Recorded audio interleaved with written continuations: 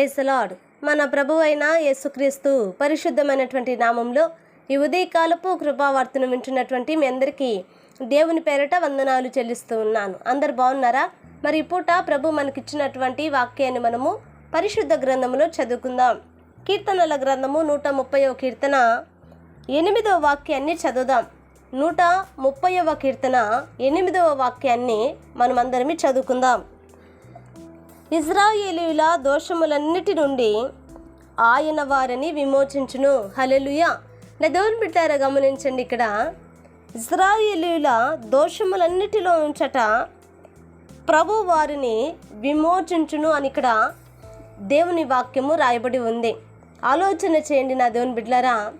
ఇశ్రాయేలు ప్రజలు అనగా పిలువబడిన వారు దేవుని ప్రజలు, దేవుని సొత్తు, ఆయన పిలుచుకొని ఏర్పరచుకున్నటువంటి ఆయన ప్రజలు. ఇప్పుడు వారిలో ఏమున్నాయి అని అంటే దోషములు ఉన్నాయి. చూసారండి, వారిలో ఏమున్నాయి అని అంటే దోషములు ఉన్నాయట. ఆ దోషములన్నిటిలో నుంచట ప్రభు వారిని విమోచించుచూ ఉన్నాడంట. హల్లెలూయా. ఈరోజు ఈ యొక్క వాక్యాన్ని వింటున్నప్పుడు ఆత్మ సంబంధమైన ఇశ్రాయేలీయులుగా ఉంటున్నటువంటి మనము నా దేవుని బిడ్డలారా, అనేక దోషములు మన యొక్క జీవితంలో ఉండగా ఎన్నో దోషములు, ఎన్నో పాపములు, ఎన్నో అతిక్రమములు, దేవునికి విరోధమైనవి, నా దేవుని బిడ్డలారా వాక్యానికి విరోధమైనవి, సన్నిధికి విరోధమైనవి, దేవాది దేవుణ్ణి నొప్పించే క్రియలు, బాధ పెట్టే క్రియలు, ఇలాగ ఎన్నో మన జీవితంలో ఇవన్నీ ఉంటుండగా ప్రభు అంటారు, వారిని విమోచించిన దేవుడనైన నేను మిమ్మల్ని కూడా విమోచిస్తాను. హల్లెలూయా. నా దేవుని బిడ్డలారా గమనించండి, విమోచిస్తాడట. విమోచన క్రయధనముగా ఆయన మన కొరకు తన ప్రాణమును, రక్తమును ధారబోసి, నా దేవుని బిడ్డలారా ఇప్పుడు ప్రతి బంధకాలలో నుంచి ప్రభు మనల్ని విడిపిస్తూ ఉన్నాడు. హల్లెలూయా.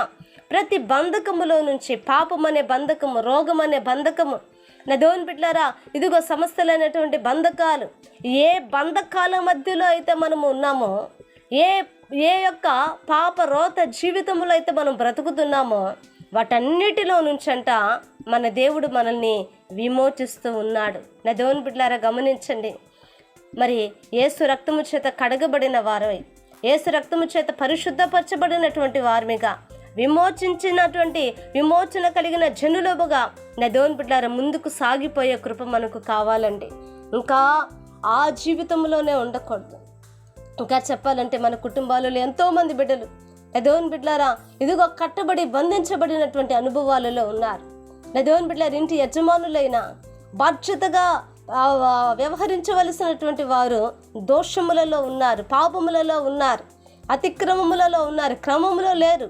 కానీ కనుక అటువంటి వారు ఎవరైతే ఉన్నారో వారందరి యొక్క ప్రతి పాపములలోంచి ప్రభు విడిపించి ఇదిగో వారి యొక్క కన్నులు తెరవబడినట్లుగా, వాడి కాడి విరగొట్టబడినట్లుగా, అపవాది యొక్క ప్రతి సంఖ్యలకు ఇదిగో ప్రభు విడుదల కలుగ చేయనట్లుగా నా దేవుని బిడ్డలారా గమనించండి, వాడు వేసినటువంటి ప్రతి ఒక్క ఆ యొక్క అగ్ని బాణములు ప్రభు చల్లార్చినట్లుగా, ప్రభు కార్యం చేయనట్లుగా ఒక చిన్న ప్రార్థన చేద్దామండి.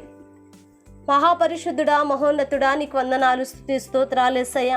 ఇదిగో నైనా ఈ ఉదయ కాలముందు నా ప్రభా మీరే నా తండ్రి అయ్యా.